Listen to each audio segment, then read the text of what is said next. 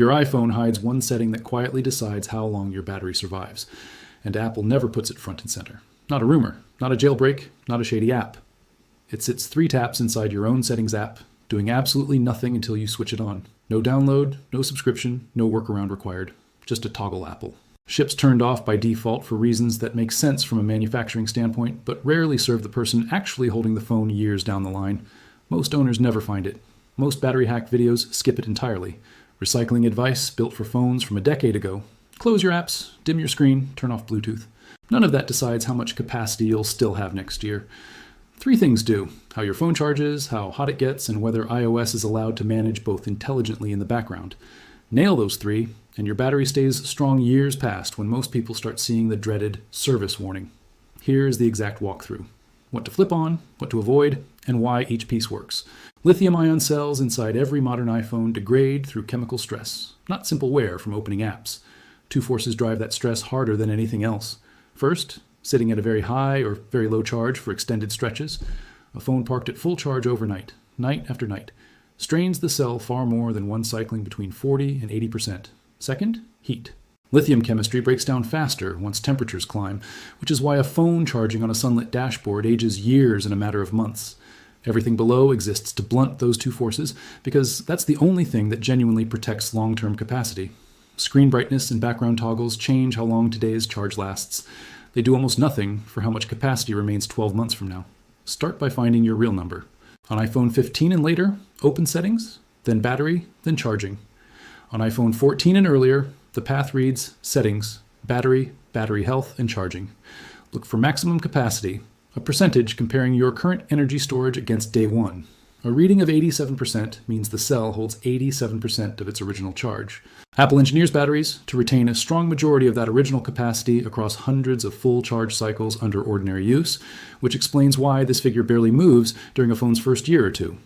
If that same screen shows a note reading performance management has been applied, iOS has intentionally throttled your processor after detecting a risk of unexpected shutdown. Expect slower app launches, choppier scrolling, dimmer brightness, and quieter speaker output. Turning this off manually is possible, but doing so reopens the door to random shutdowns, so most owners should leave it alone. Now, the setting most people scroll straight past: charge limit. On iPhone 15 and newer, inside that same charging menu, a slider lets you cap charging at a fixed ceiling instead of letting the phone climb to 100% every single night. Set it between 80 and 85%, and the phone simply stops pulling power once it hits that mark, even while plugged in for 8 straight hours. Since high charge dwell time ranks among the 2 biggest stressors on lithium chemistry, this one change removes a massive share of the wear that ordinary overnight charging would otherwise cause. The trade-off is straightforward.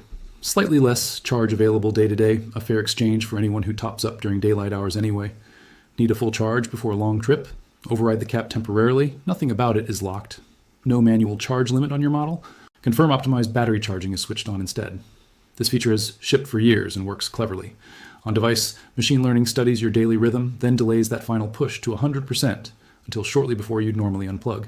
Rather than hitting full charge at 1 in the morning and sitting there stressed until a 7 o'clock alarm, the phone climbs to roughly 80%, pauses, then tops off right before you wake. It ships on by default across most models, but resets and restores sometimes flip it off without warning, so it's worth a quick check. None of that matters if your phone regularly overheats, and heat remains the most underrated cause of premature battery wear on any list circulating online. Charging inside a hot car, especially propped on a dashboard in direct sun, cooks a cell faster than almost any other habit. Leaving a case on during fast charging traps heat directly against the back panel. Gaming while plugged in stacks processing heat on top of charging heat. Charging under a pillow or blanket, common with wireless pads, does the same. A phone that feels noticeably warm mid-charge isn't behaving normally. That warmth is active chemical damage happening in real time. Pull the case off during heavy charging sessions. And never leave a device charging inside a parked car during summer months. You also don't need to chase either extreme. Modern lithium-ion cells require no conditioning through full drains, and hitting exactly 100% daily buys nothing either. That guidance belongs to older nickel-based chemistry retired from phones decades ago. Aim for roughly 20 to 80% through an average day. This isn't something to obsess over. Plugging in whenever convenient works fine. But given a choice between topping up at 40% or running down to 3 first, the earlier top-up treats the cell more gently. Here's a habit worth dropping entirely. Swiping apps away from the switcher does not save meaningful battery, and it can quietly cost you more than it saves. Reopening an app from scratch pulls more energy than resuming one already suspended in memory, which is exactly what iOS handles automatically without help. The system freezes background apps efficiently on its own. Constant swiping just forces repeated relaunches later. Background app refresh deserves selective attention rather than a blanket shutdown. It lets certain apps update content while closed, so they're ready instantly when opened. Genuinely useful for something like mail or messaging, largely wasted on an app opened once a week. Head to Settings, General, Background App Refresh, and go through the list individually. Leave it active for daily tools, switch it off for anything rarely touched. That approach captures most available savings without losing convenience where it counts. Low power mode isn't only an emergency button for the last 5%. Used proactively through an ordinary day, it dials back background activity, some animation effects, and mail fetch frequency, stretching screen time noticeably without changing how the phone feels to use. Set it to trigger automatically at a chosen percentage, rather than remembering to flip the switch manually each time. Buried inside Settings, Accessibility, Motion sits Reduce Motion, which trims some of the parallax and transition effects iOS relies on. On OLED panels, that translates to slightly less sustained graphics activity. The win is modest on its own, but it costs nothing beyond a touch of visual flair. Few people ever audit which apps hold always location access versus while using. Apps with constant background tracking rank among the most consistent invisible sources of drain, since they can wake the GPS radio even while sitting untouched in the background. Open Settings, Privacy and Security, Location Services, and switch anything that doesn't genuinely need constant tracking down to while using the app or off completely. A few more overlooked factors round this out. Charging cables and adapters matter more than most people assume. Cheap, uncertified cables often deliver inconsistent voltage, which forces the battery controller to work harder to regulate incoming power, generating extra heat in the process. Sticking with certified adapters, even third-party ones bearing proper certification marks, keeps that regulation smooth and predictable. Wireless charging deserves a similar note. Induction charging generates noticeably more heat than a wired connection for the same amount of power delivered, so a phone left on a wireless pad for hours accumulates more thermal stress than the identical charge delivered through a cable. If preserving long-term capacity is the priority, wired charging with a charge limit in place beats an overnight wireless pad every time. Software matters too, and it's the piece almost nobody mentions. Keeping iOS updated isn't just about new features. Apple regularly ships refinements to power management, background task scheduling, and thermal throttling behavior inside routine updates. A phone running an outdated build sometimes mismanages background processes in ways a newer release has already fixed, quietly draining extra charge and generating avoidable heat along the way. Checking Settings, General Software Update periodically closes that gap for free. Extreme cold deserves a mention alongside extreme heat, since it gets far less attention despite causing real, if usually temporary, effects. Lithium-ion chemistry slows down in cold conditions, which can cause a phone to display a lower percentage than it actually holds, or shut down early in freezing temperatures. Unlike heat damage, cold-related effects typically reverse once the device warms back up. So this one is more about avoiding false alarms than genuine long-term harm. Still, leaving a phone in a freezing car overnight repeatedly isn't doing the cell any favors either.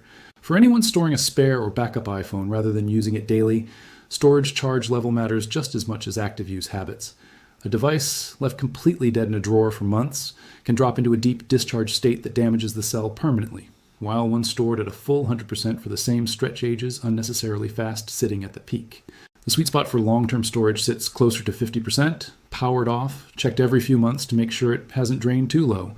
Put together, these details explain why two people with identical phones purchased the same week can show dramatically different maximum capacity readings a year later. It was never about luck. And it was never about buying a bad unit that happened to degrade faster. It came down to charging habits, heat exposure, cable quality, software currency, and a handful of settings buried a few taps deep that most owners never touched, let alone understood well enough to adjust with confidence. None of these individual steps feels dramatic in isolation, and that's precisely the point. There's no single secret toggle that transforms a battery overnight. Apple ships every phone with sensible defaults, then leaves the more aggressive protections. Charge limit, selective refresh settings, proactive low power mode, dialed back or switched off, because each carries a trade-off most owners never explicitly chose. Enable what protects long-term chemistry. Charge limit or optimized charging, heat avoidance, skipping full drains, and you've addressed the two genuine causes of degradation. Enable what protects daily runtime, low power mode, selective background refresh, reduce motion, a location audit, and you're squeezing more hours from every individual charge.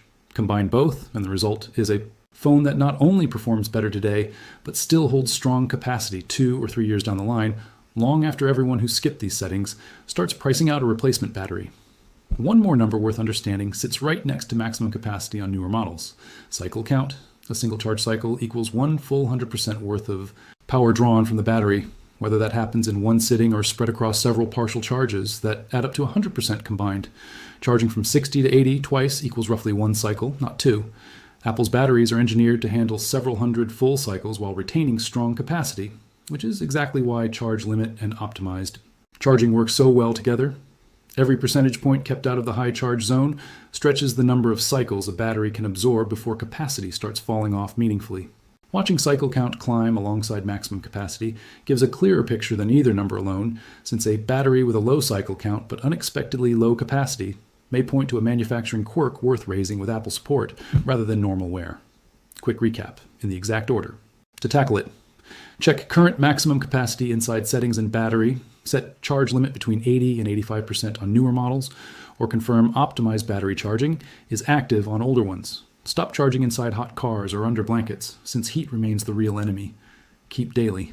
Charge roughly within 20 to 80% instead of chasing full drains or constant full charges. Stop swiping apps away from the switcher. Review background app. Refresh app by app, rather than switching it off entirely. Turn on low power mode proactively instead of waiting for a crisis. Flip on reduce motion for a small, free efficiency gain, and audit which apps still hold always location permissions. Handle this once, and there's nothing left to remember. Every piece keeps working quietly in the background from here on. Rating check 9, 510, based on documented charging behavior and established lithium-ion fundamentals. Results shift with climate, usage pattern, and phone model, so treat these steps as a strong, reliable baseline rather than a single guaranteed outcome.